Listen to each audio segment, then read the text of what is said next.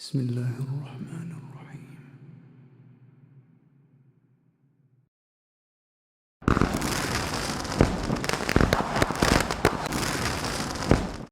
اللهم إنا نستعينك ونستغفرك ونؤمن بك ونتوكل عليك ونثني عليك الخير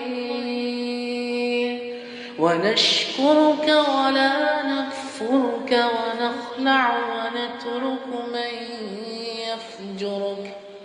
اللهم إياك نعبد ولك نصلي ونسجد وإليك نسعى ونحفد ونرجو رحمتك ونخشى عذابك إن عذابك بالكفار